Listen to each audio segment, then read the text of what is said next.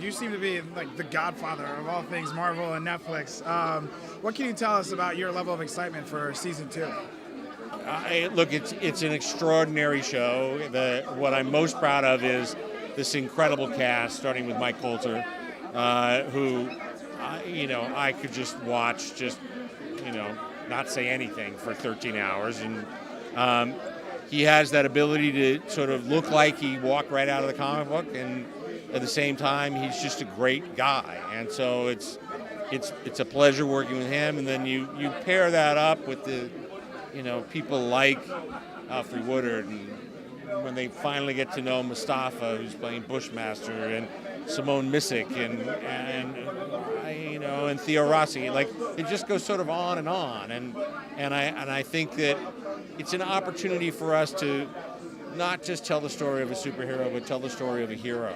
And I think right now it's a very challenging time for people, not just people of color, but I think people all around the world. And so when they have an opportunity to see someone who would stand up when other people are told to sit down, that's the kind of hero that you want to have, and that's who Luke Cage is. It doesn't come without a price, but that's the part that makes him special. Absolutely. That's a very powerful story. You talk about heroes. Do you think we'll ever see a Heroes for Hire season between Luke Cage and Iron Fist? Look, I without giving anything away, Danny Rand may be stopping by. And all I can tell you is that I've seen an awful lot of Iron Fist season 2, and it just completely reinvents the show and kicks ass. And there's our own Simone Missick drops by there, and so it really is. The shows are very close to each other, both in thinking and in what they want to be. And our hope is that if you're watching Luke Cage and you love it, then when Iron Fist comes up, then you'll love that too. All right, amazing. Do you think we'll see any crossover between sort of the Netflix Marvel universe and the on-screen Marvel Cinematic Universe? We get asked that a lot. Some of it has to do with scheduling. They're obviously in the middle of a great big huge situation, and so sometimes it's better for our stories to just come before or after, but we absolutely live in that world. You can tell we live in that world because there's references all the time to things that are happening or people that are in it. But we don't want to do it just for the sake of doing it. I mean that goes all the way back to the comics, where I'm a huge Wolverine fan, and Wolverine would be in outer space and he'd be with the Avengers, and he'd also be running around with the X-Men, and all I ever did was just go, okay, well, that's Tuesday, Thursday, and Friday. So, it's the same kind of thing where, we're not saying that these things aren't happening. We're just saying that maybe we haven't seen them yet, or when the time comes, or that kind of thing. All right, you leave us wanting more, so we appreciate Absolutely. it. Thank you again for your time, Jeff. My pleasure. All right. Take good care. So what can you tell me about your level of interest in Luke Cage Season 2, and do you make a cameo appearance in it? Yo, first of all, big up to Cheo all day and night, okay? Me and Cheo go way back. When he started doing this, I guess he had the theme of including hip-hop into his writing, and he was talking about it for a while with me, but I never knew he was going to call me and say, yo, I need you for a scene. I need you, to come in. But I'm also a Marvel fan myself. Besides all this, let's go back to the 70s, okay? I got Luke Cage #1. I got the comic, okay? In a frame somewhere? No, I got all 10. I got like 1 to 10. Okay, it's in a box with a lock on it. I keep that away. I hear you. I already had that Black Panther.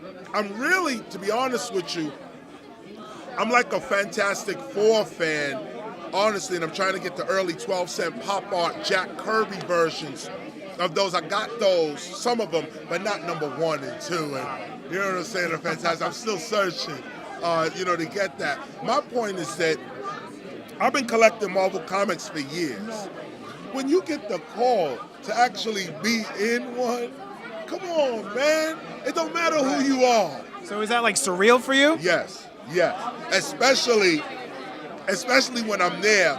I'm performing. I did Love's Gonna Get You. Man, that's and amazing. and That's dope, Jack man. the Space. So I'm there doing it, and they're like, you see Luke Cage right there. I'm trying to keep composure. We're supposed to be doing a scene right now. I'm caught up. Like, yo, dude, yo. You guys did it a couple of times. It was wonderful. The way in which the scene looked, the scenery of it was real, and I enjoyed it. I really enjoyed it. And for me, just as a scholar on a side level, hip hop is doing this. Absolutely. That's the other piece. That's all. I'm really looking forward to it. Appreciate it, man. I Nice to meet you, appreciate it. KRS. Likewise, Definitely, man. Come up to my level. Appreciate you. Thanks. What's going on, man? I'm doing very well. How are you doing? I'm doing great. Thank you. As do you. What can you tell us about your role in season 2? Come on, man. You're going to try to get me in trouble, right? You're going to try to get me in trouble. Just a little snippet. But Just you a little know, snippet. Season 1, everybody remember Uncle Pete from season 1. So maybe Uncle Pete's back. But maybe Uncle Pete is not back. I can't say too much about Uncle Pete because he got shot in season 1, right? That's right. Remember, That's right. He was trying to help Cottonmouth. And that was his nephew, so I helped him. I brought him along. I told him what to do. Then they took me out. But let's see what happens in season 2. Fair enough. What can you tell me about how it's like to be part of this entire cast and this ensemble? Yeah, I'm very, very honored. I'm very, very proud to be part of this cast, part of this crew, and the work that they're doing, because it's so important to have images, positive images of African American men and women doing really good things, and in this city, you know what I mean? And not only to mention the music and all of that that's going along with it. So I'm really, really happy about all of it. I know. That's amazing. And you mentioned the city. So does the city feel like another character or just like another set to you? Yes, man. I mean, and it's really cool to be on the streets of New York and in these landmark locations where you can look up and you can be like, oh my God, I'm pretty sure Bumpy Smalls and all those folk were walking these streets at one time, and you can feel that energy and all those people just kind of hugging you as well, you know what I mean? It's amazing what New York City does for this. Right, so it's like steeped in history, right? So much steeped in history, and what they're doing with it, man, and how they're bringing the music along with it, incredible. Thank you very much. Appreciate it. So what can you tell us about your character this season? Well, as usual, I can't tell you much. Midnight tonight, you'll hear everything. But, Priscilla Ridley comes back. She has a little bit of a promotion. She's moving up, but she has come back to help Misty Knight with the people of Harlem, with what's going on with Luke Cage, protecting and serving that community. Strong black woman doing her thing, representing. That's what we're doing this season. What's your favorite part about this show? Well, I think my favorite part about it is something I've said frequently, which is that Cheo Hodari Coker writes a strong woman. It doesn't matter if she's white or African American or Asian American. He writes women in his TV shows that are strong, that have a point of view, that are outspoken, that are opinionated, that are about something. And I don't think we can get enough of that on American television. I'm happy to represent it. So how do you think things have transformed over time with women in television? I think that we've gone from supporting and relationship to men to having our own stories. As the byline goes, we are no sidekick. And that is true and definitely in Luke Cage, in this version of Harlem that we're showing, and certainly evident in the storytelling and the arc of Mariah, Black Mariah, and what she goes through.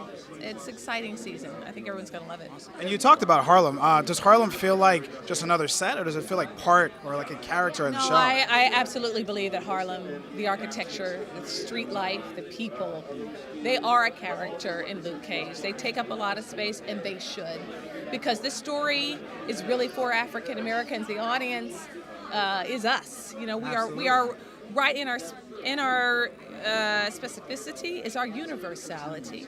Our story is in every one of us, and I think the more we can talk about the stories of African Americans, the more we can see that we're all the same. Absolutely. Underneath all of this, we have the same desires, we have the same wants. We are inspired by the same thing, and I think Luke Cage definitely represents that. And I love how Luke Cage is unapologetically black. So can you talk a little bit about that? How the show is very much unapologetically Well, black? it is unapologetic, but I also think what Luke Cage is, he is an ordinary guy trying to do the best he can in extraordinary circumstances, in difficult political, societal climate. That is all of us, right? We are all called on to be extraordinary in very, very difficult times. So unapologetically, yeah, but definitely he's pushed out to the front. And I think that he represents a lot of what we're all striving to get to. You know, we are a striving community, African Americans. And that too is represented in this show. Amazing. Thank you. Appreciate it. Thank Pleasure you so to much. see you. Thanks Yes, for having me. yeah. I appreciate it. So how did you get involved with Luke Cage? You know what? I had an audition 2 years ago, and I got a call back. Went in. I read for Cheo and everyone at ABC, Lorraine Mayfield, Julie Schubert, and they loved me. And then they brought me in for the Shade. I actually read for the Shades character, and Cheo, called me and was like, "Listen, we loved you for the Shades character, but I have a perfect role for you." And he's like, "Comanche," and I'm like, "Okay, great." And then we got the phone. I'm like, "Who's Comanche?" Because I don't think Comanche wasn't even on the character breakdown list. So he specifically created this character for me. Last season, I had one episode, the origin episode, where we beat him up in prison, and me and Shades. And then this season, he brought me back in a really pivotal role, which was an incredible opportunity to be a part of something special. But then just some of the issues that my character and Shay's character and Mariah's character touch on are pretty remarkable. So it was a great opportunity. I'm very excited for people to see it. I think they're really going to fall in love with it. Awesome. I'm looking forward to it. I appreciate it, man. Thank you. Thank you. Appreciate it. Nice to meet you, Anthony. How's your evening going so far? Oh, come on. I'm so excited. So can you tell us a little bit about how you got involved with the Luke Cage project season 2? Well, word has it that Mike Colter and Cheo, I'm an old friend of Cheo's. We did Notorious together, and we've been looking for something to work on again together. And apparently Mike, they were discussing trying to get me into season 1. Didn't work out, but it worked out for season 2, and I'm in there. I'm badass detective Nandi Tyler, and very excited. That's amazing. So can you tell us a little bit more about your character? Yeah, I can't tell you too much because it's a spoiler, but I come in, my character and Misty Knight went to high school together, and we weren't besties, and she's fallen off of her high horse when she got her arm cut off. She not that all bragging top dog detective like she was when I come in. So I take advantage of that. So knocked off her pedestal a little Exactly, yes. Okay. Take it down, Misty. bit. So what was your favorite part about shooting this season? Oh my God.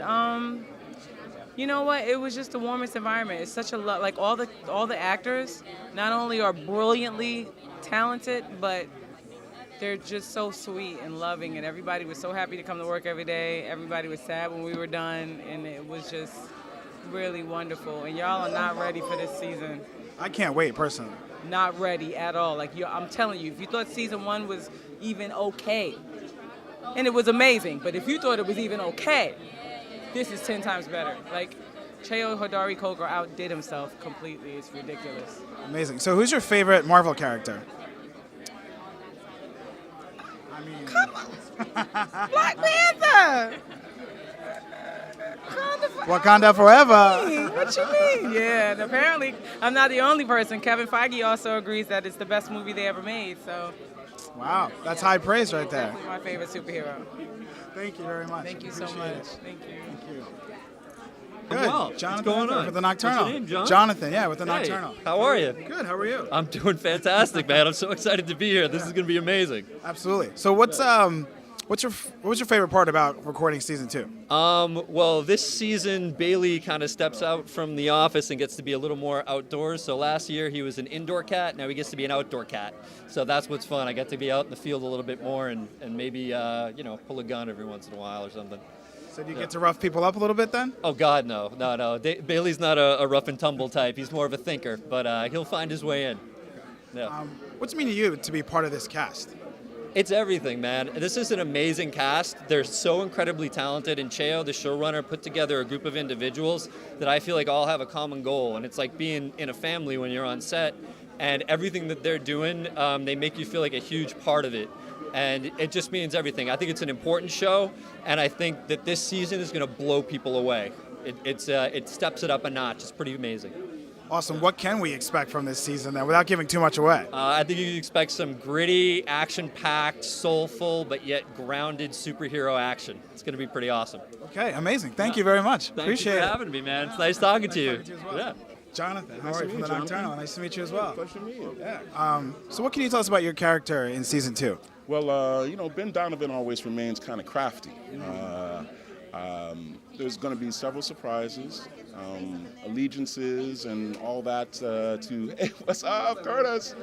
Allegiances and all that to deal with, but I think that you're going to find that it's going to be a very, very exciting season. Ben, what can I say? I represent my clients. I represent my clients, and I work hard for my clients. That's what I can say. I don't want to spoil anything for the fans. What's the best part about working with this cast and this crew? Well, our cast is really unique. I mean, this show really feels more like a small theater company than a big television show. I mean, people are really, really tight, and people have really, really come to the party with, big bags this year. I mean, throughout this whole season, the stakes are played at the highest. And, I mean, I work a lot. I represent Alfred on the show, Mariah's, and, the relationship that we have, working with Theo, with Mariah, with Simone, Mike. We come hard, and we come crafty. I know the fans are definitely expecting that. So can you tell me about what it's like to be, how did you get into this role? Into this work as an actor? Well, into the work on the show. I came in on season 1. My character also appears in Daredevil. And so first I appeared in Daredevil as Wilson Fisk's attorney. So, it's great. I mean, I work with, the Marvel is giving me 2 of the most incredible experiences working with Alfred Woodard and Vincent D'Onofrio on Daredevil, who plays Wilson Fisk. I mean, these are the 2 best actors that we have. And it's amazing to be able to come, because they come really, really ready, and they really appreciate it when you come with good game too. So that's what I try to bring with Ben on both shows. It's interesting because on Luke Cage, the show it takes place in Harlem. This is a very Afrocentric show. Daredevil, takes place in Hell's Kitchen, and it's not Afrocentric, So there's a certain level of code switching that Ben has to go through in the Harlem world and in the Hell's Kitchen world, and it's interesting for me to play those lines and try to find how this guy fits in this world and how he fits in that world, because they're rather distinct. Can you talk more about the code switching? Ben Donovan is, he's a high-class man. He likes the finer things in life. And when he's at home in Harlem with his people, he still holds all that, respect, or I'm looking for the word, but yeah, he got all that swagger and everything that he always has, but it's a little blacker, and he can feel a little more relaxed with his speech, with his environment.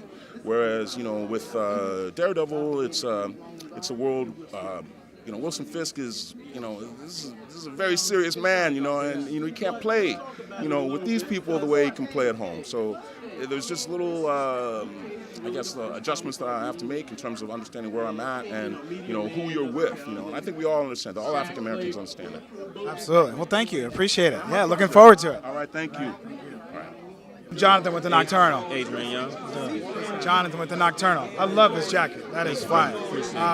So what can you tell us about some of the music in season 2? Music's been a huge part of season 1. Cheo says that music is how he bases all the shows. So you guys play a pivotal role. What can you tell us about that? Well, I mean, we're all a team, and we're literally an extension of Cheo. You know what I'm saying? So he puts a lot of trust in us, and we just go wild and try to make things work, because our job is to try to enhance the visual. So we try to do that musically with blackness. You don't really see a lot of black composers creating black music with syncopation to film. So that's essentially what we try to do, and I think that's why it seems a little more recognizable because it's a different knock to it, you know? What's that like to tell that black story through music? Oh man, you're talking like the ancestors through the thousands of years, specifically in this American shell, this American experience. And then right now, presently, with still the adversities that we have to overcome after all that black people have done for this country, there's a lot of stories in there, and we find those stories in those notes, and we present it, you know, even specifically with Luke Cage and the adversities that he has to overcome, you know, from external, internally, family level, you know, there's an experience that's exposed there, what he's dealing with by facing his father, you know, so we just try to find those stories, find that emotion, and bring it out, enhance it a little bit more. So what are you guys most excited about for season 2? Like, what should we be looking forward to? Well, we're just excited for people excited for many things. One of the main things is it's very exciting for people to be able to just dive into the character development in this season. It is on another level. I mean, absolutely another level. And also from a personal standpoint, our new group, the Midnight Hour, debuts on Luke Cage in the final episode. We perform. So like that's also very exciting for us as well. You know? That's amazing. What about yourself? What do you think? What was the question again? Sorry. Basically, what are you most excited about for season 2? Just another opportunity for people to really see what makes a superhero.